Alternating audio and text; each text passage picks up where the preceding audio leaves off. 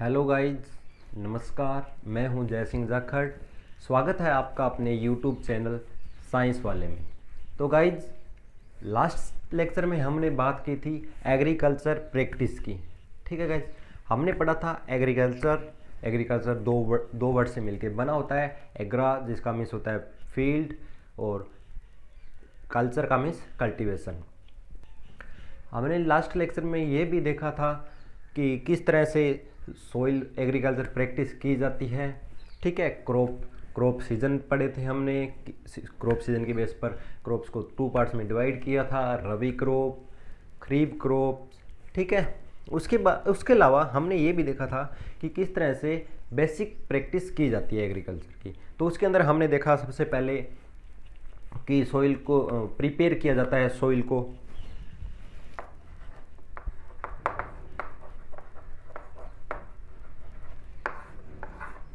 Soil prepare करते हैं। ठीक है, पहले नंबर पे। दूसरी बात थी इसमें कि सीड्स सोइंग की जाती है। ठीक है, बीज उगाए जाते हैं। तीसरी बात इरिगेशन की हमने पढ़ी। ठीक है, चौथी बात हमने पढ़ी थी प्रैक्टिस ऑफ फर्टिलाइजर पढ़ा। फिर हमने इसमें यह भी पढ़ा था वीडलिंग, रिमूवल ऑफ वीड्स, इनको हटाने की। ठीक है, अब हम गाइस हम बात करने जा रहे हैं आज प्लाउइंग की।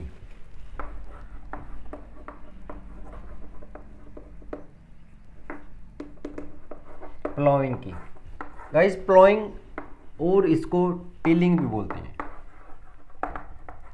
देखो ये क्या होता है, प्लाउइंग या फिर टिलिंग क्या होता है।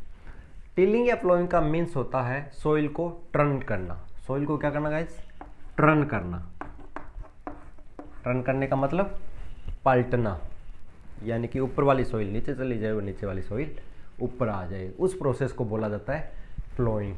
और इसके काफ़ी सारे ऑपरेटर्स होते हैं इसको प्लाउइंग करने के लिए। ठीक है, प्लाऊ होते हैं, होय होता है, लेवलर होते हैं। तो गाइज पहले तो अपने देखते हैं कि इस प्लाउइंग के या फिर टिलिंग के बेनिफिट्स क्या है। पहली बात तो ये होती है कि इससे जो रूट होती है प्लांट की, प्लाउइंग करने से रूट है वो इजीली पेनिट्रेट कर सकती है सोइल के अंदर। पेनिट्रेट करना मतलब आसानी से गहराई में जा सकती है सोइल के।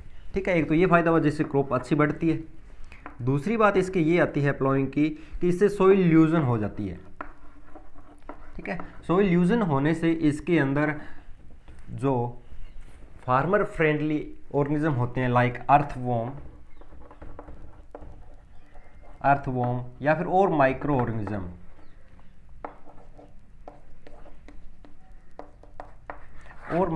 ऑर्गेनिज्म इसमें अच्छे तरीके से ग्रोथ कर पाते हैं। तीसरी बात इसकी ये फायदा इसका ये होता है प्लाऊ करने का, इससे जो हमारी सोइल है वो एरिएटेड हो जाती है।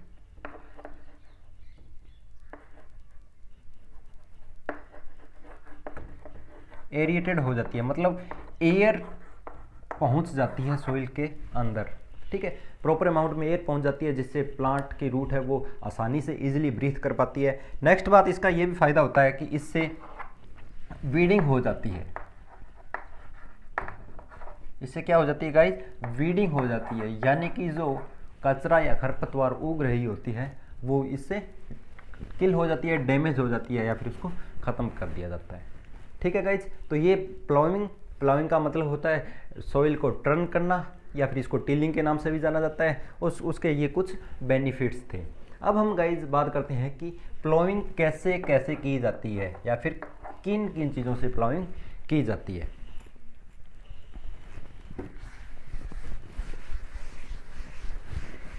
तो इसके अंदर गाइज एक तो आता है प्लाऊ।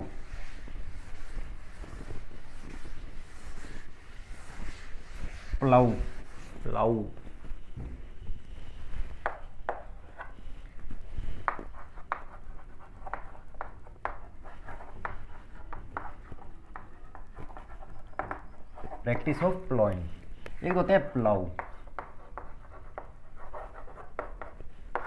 ठीक है, प्लाऊ काम करते हैं सॉइल को टर्न करने का। हिंदी में भी इसको इनको प्लाऊ बोला जाता है। तो जिन अगर किसी ने देखे भी होंगे प्लाऊ, ठीक है, अपने जो फार्मर होते हैं वो खेत के अंदर आजकल ट्रैक्टर की हेल्प से प्लाऊ लगाते हैं, तो वो क्या कर देते हैं, उनके एक आयरन की प्लेट लगी रहती है लाइक ए नाइफ, जो ज़मीन के अंदर जाते हैं और इस तरह से उसको टर्न किया जाता है कि वो ज़मीन के अंदर चलते रहते हैं और सोइल को टर्न करते रहते हैं, ठीक है, वो प्लाऊ होते हैं। एक आता है होए। होए का यूज भी प्लाउइंग के लिए किया जाता है या टीलिंग के लिए किया जाता है। होए को अपनी नॉर्मल लैंग्वेज में अपने तोता हल भी बोल देते हैं,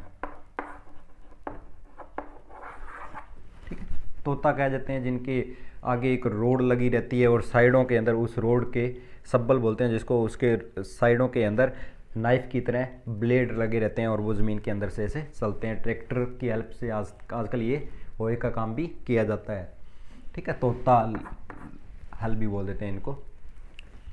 तो हल से याद आया कि अगर आपको कोई समस्या हो तो किसान के पास जाइए, क्योंकि उसके पास हल है। ऐसे जस्ट जोकिंग। नेक्स्ट इसका आता है, थर्ड आता है लेवलर। लेवलर तो गाइस जब अपने प्लाऊ करते हैं या फिर होए करते हैं, तब जमीन के अंदर या फिर सोइल के अंदर बड़े बड़े पत्थर, अपने इसके मिट्टी के बड़े बड़े टुकड़े आ जाते हैं, ठीक है, तो उनको तोड़ा जाता है, उनको क्रम्प बोलते हैं, क्रम्प्स। क्रम्प्स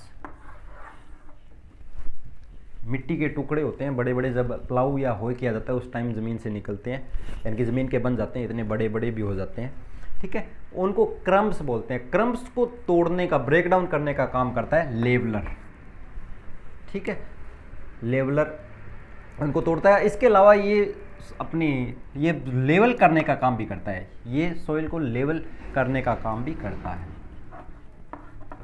ठीक है गाइस। तो ये था हमारा प्लाऊ करने, प्रैक्टिस थी प्लाउइंग की, प्लाऊ के हेल्प से कर सकते हैं, होए की या लेवलर की हेल्प से। अब अपने आगे बढ़ते हैं, अपने बात करते हैं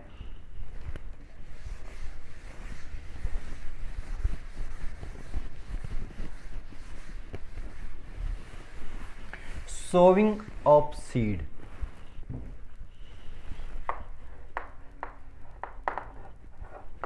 जब सोइल प्रिपेयर हो जाती है तो उसके बाद में सोइंग की जाती है सीड्स की, सीड, ठीक है, बीज, सीड का मतलब बीज, बीज बोए जाते हैं ज़मीन को प्रिपेयर करके, ठीक है, प्लाऊ वगैरह करके, लेवल करके, फिर बाद में बीज बोए जाते हैं, सीड। कई कुछ ऐसी भी क्रॉप्स है जिनमें सीडलिंग का यूज किया जाता है,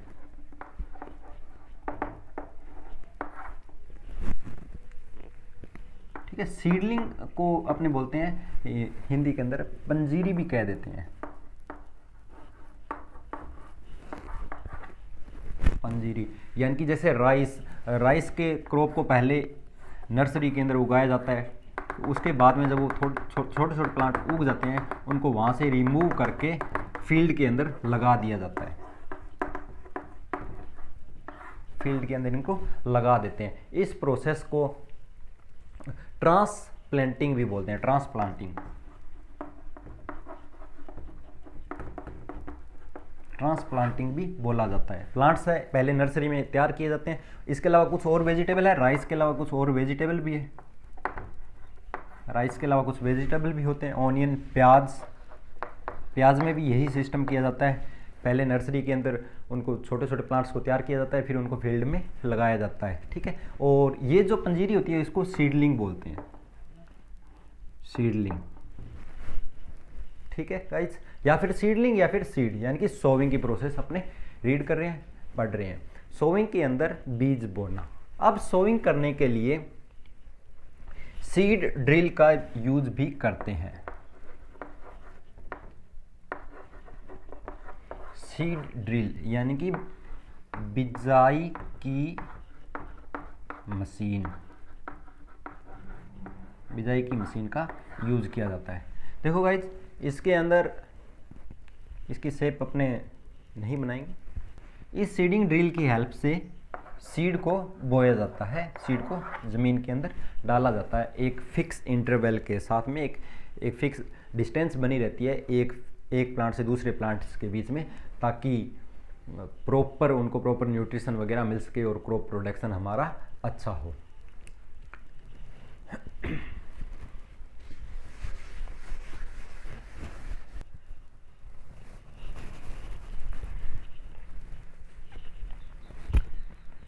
तो गाइज अब टाइम है अपना ब्रेन एक्सरसाइज का। ठीक है, अब तक हमने जितना पढ़ा उसके बारे में हम अब यहाँ पर सीखेंगे या फिर पता करेंगे हमें कितना याद है। फर्स्ट क्वेश्चन आता है हमारा, name the branch of agriculture which deal with growing vegetable या फ्रूट। आपने बताना है कि साइंस हमारी कौन सी ब्रांच, एग्रीकल्चर की कौन सी ब्रांच है जो वेजिटेबल और फ्रूट से डील करती है। ओके, आपके पास टाइम है 5 सेकंड का।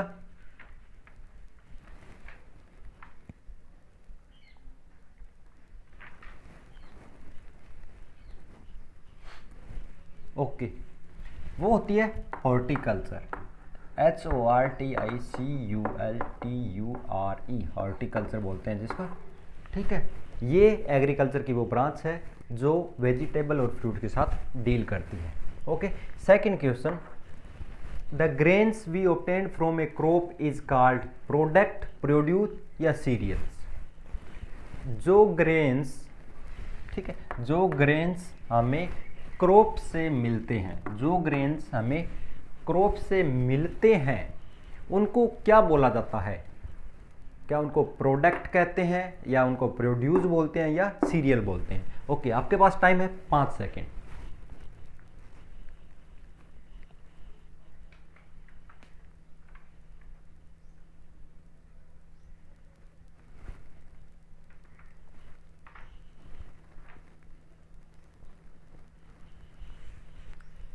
यस, अगर आपने बोला प्रोड्यूस तो आपका आंसर बिल्कुल सही है। ठीक है, जो ग्रेन्स हमें क्रॉप से मिलते हैं उनको प्रोडक्ट नहीं, उनको प्रोड्यूस बोला जाता है। Next third question guys, which of the following is not a rabi crop. Rabi crop इनमें से कौन सी नहीं है? यहाँ पर 4 नाम दिए गए हैं, एक वीट है, एक ग्राम है, एक मेज है और एक पी है। तो इसके लिए आपको सोचने की जरूरत ही नहीं पड़ी, आपने सीधा आंसर बता दिया। बिल्कुल सही आंसर था आपका मेज।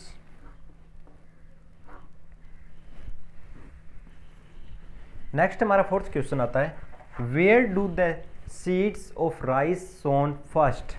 चावल के बीजों को पहले कहाँ उगाया जाता है? ओके, आज के लेक्चर में हमने बात की थी कि चावल के बीज है उनको सीधा फील्ड के अंदर नहीं उगाते, पहले उनको एक जगह और उगाया जाता है, फिर वहाँ से सीडलिंग को ले जाकर फील्ड में लगाया जाता है। तो वो जगह कौन सी होती है, उसको क्या बोला जाता है? उसको बोलते हैं नर्सरी। ठीक है गाइज, तो ये हमारे थोड़े 4 क्वेश्चन थे। अब हम आगे बढ़ते हैं और हम बात करते हैं application of fertilizer and manure. किसकी बात करने जा रहे हैं guys? Application of fertilizer and manure की।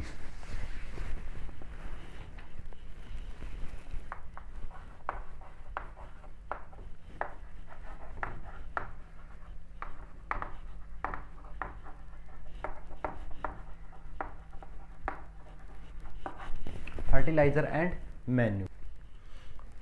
तो गाइज, जो क्रॉप है उनको न्यूट्रिएंट्स की ज़रूरत होती है, वो अपनी रिक्वायरमेंट को पूरा करती है सॉइल से न्यूट्रिएंट्स लेकर। तो अगर गाइज लगातार यानी कि एक क्रॉप उगाई, फिर उसको हार्वेस्ट किया, फिर दूसरी उगा दी, फिर उसको हार्वेस्ट किया, फिर तीसरी उगा दी, अगर हम लगातार ऐसा करते हैं तो सॉइल के अंदर जो न्यूट्रिएंट्स होते हैं उनकी कमी आ जाती है, और ऐसा करने से क्रॉप फील्ड है वो टोटल क्रॉप फील्ड वो कम हो जाता है, यानी कि क्रॉप प्रोडक्शन कम हो जाता है। ठीक है, तो इस सिचुएशन से निपटने के लिए या तो हम कर सकते हैं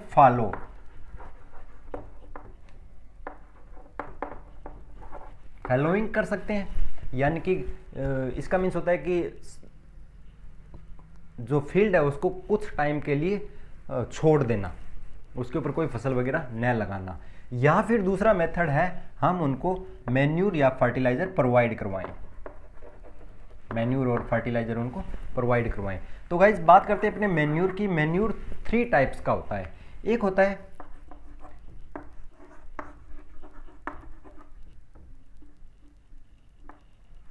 फार्म यार्ड मैन्यूर,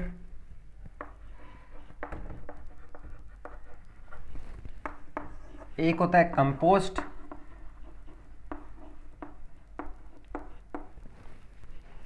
और एक होता है ग्रीन मैन्यूर।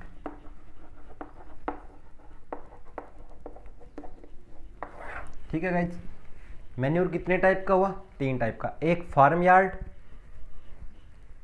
यार्ड मैन्यूर, एक हुआ कंपोस्ट और एक हुआ ग्रीन मैन्यूर। देखो डिफरेंस क्या है इनमें। अगर हम बात करें पहली बात फार्म यार्ड मैन्यूर की, तो इसके अंदर आते हैं काउडंग, ठीक है, स्ट्रॉ वगैरह, ठीक है, लीव्स प्लांट्स की, और ये चीज़ें ड्राई करके, ये चीज़ें जब सूख जाती है, ठीक है, उस कंडीशन के अंदर इनको सोइल में मिलाया जाता है, तो ये मैन्यूर का काम करती है। इसको बोला जाता है फार्म यार्ड मैन्यूर। सेकंड आता है कंपोस्ट। कंपोस्ट का मीन्स होता है वही चीज़ें काउडंग और कुछ प्लांट वेस्ट, इनको डिकम्पोस्ट किया जाता है, मतलब सड़ाया गलाया जाता है, इनको सड़ाया गलाया जाता है, और उससे जो मैन्यूर तैयार होता है उसको बोलते हैं अपने कंपोस्ट। और थर्ड आता है गाइस ग्रीन मैन्यूर। कुछ लेग्यूमिनेसी जो अपने फैमिली है उसके कुछ ऐसे प्लांट है जो बहुत जल्दी ग्रोथ करते हैं, ठीक है, और उनको बाद में उन प्लांट्स को ही अपने प्लाउ कर देते हैं ज़मीन के अंदर, ठीक है, ग्रीन मैन्यूर बोलते हैं उनको। ग्रीन प्लांट है, उनको कल्टीवेट कर दिया जाता है सोइल के साथ में, प्लाउ कर देते हैं ज़मीन के अंदर ही, इनको दबा देते हैं, जो ग्रीन मैन्यूर का काम करते हैं। ठीक है गाइस, तो ये तो था कि किस तरह से जो अपनी सॉइल है वो न्यूट्रिएंट्स प्राप्त करे। तो एक तो था उन न्यूट्रिएंट्स देने का तरीका अपना कंपोस्ट के थ्रू, मैन्यूर के थ्रू। मैन्यूर 3 टाइप के हैं, एक फार्म यार्ड मैन्यूर, एक कंपोस्ट और एक ग्रीन मैन्यूर, और एक होता है फर्टिलाइज़र।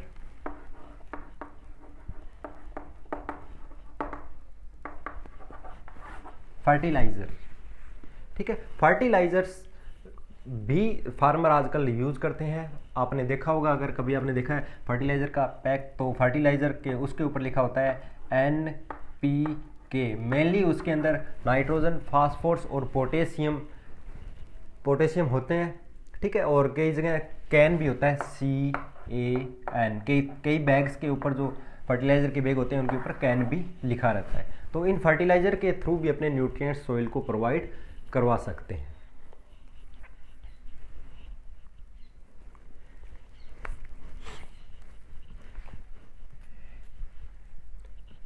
तो नेक्स्ट गाइज अपनी बात करते हैं एक एक्टिविटी की।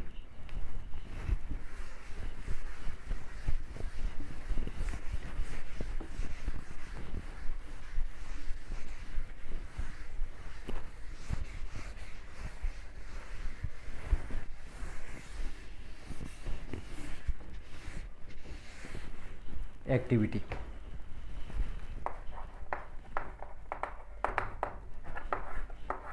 इस एक्टिविटी में गाइज आपने क्या चेक करना है, इसमें आपने देखना है मैन्यूर के फ़ायदे, फर्टिलाइज़र के फ़ायदे, बेनिफिट्स होते हैं या फिर नहीं होते, ये बातें अपने को चेक करनी है। तो उसके लिए आप क्या करोगे, उसके लिए आप 3 पोर्ट ले लो, ठीक है, सेम साइज के हो। इनके अंदर आप सेम अमाउंट के अंदर मिट्टी ले लो, सोइल, सभी में एक जितनी,